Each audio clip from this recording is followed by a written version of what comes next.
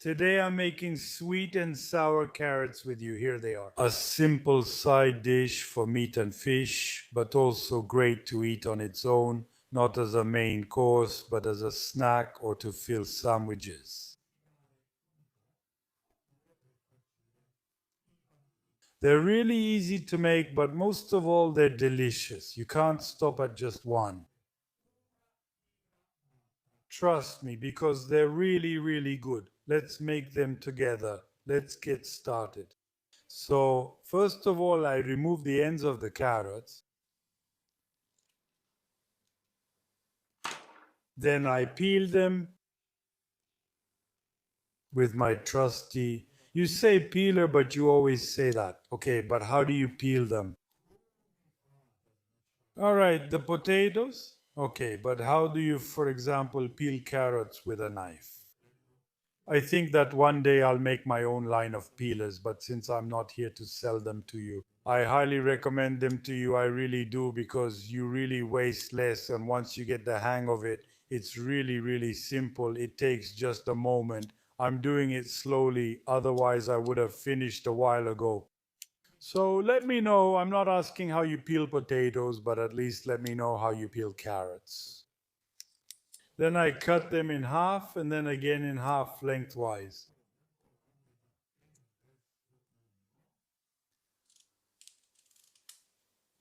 Trying to be more or less precise, otherwise, the cooking times will be different. After that, I put them in boiling water and let them cook for at least 7 to 8 minutes. Very well, when the carrots are almost ready. In a saucepan, I melt the butter, then once it's melted, I transfer the carrots, making sure to drain them well.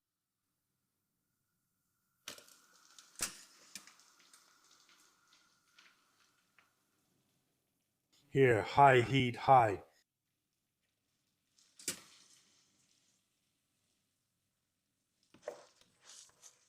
I cook them for a few moments, stirring them in the butter to let them absorb some flavor.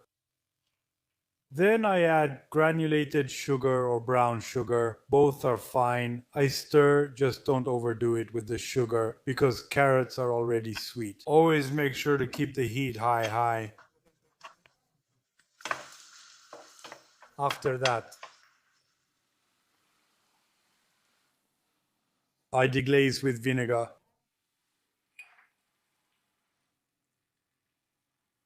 I leave it on high heat and let it evaporate without covering.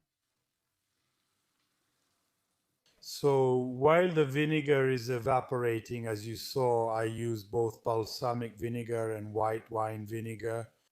This is a recipe I've always made this way and shared with you like this, but if you want, if you don't have one at home, or if you prefer one over the other, you can use either just white wine vinegar or only balsamic vinegar.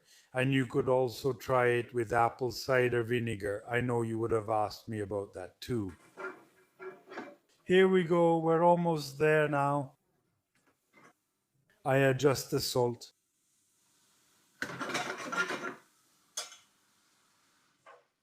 A quick stir.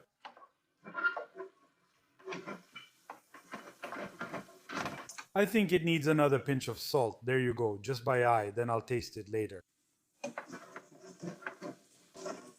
And I can already serve.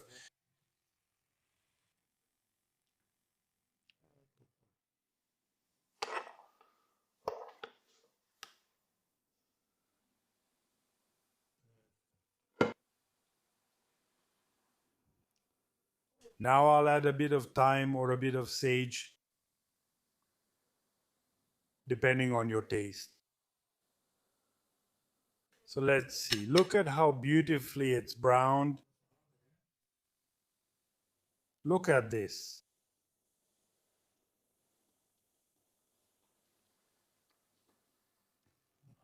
Oh my, so to recap. So 7, 8 minutes, at least if they're the size you saw with the carrots, otherwise a little less or a little more, depending on the size. First, boil them, then a few minutes with the butter to let them absorb the flavor, Another minute on high heat with the sugar, stirring a bit. Then, after adding the vinegar, they'll cook for another 6-7 minutes. You need to stir often during that phase while the vinegar evaporates, so a total cooking time of at least 20 minutes.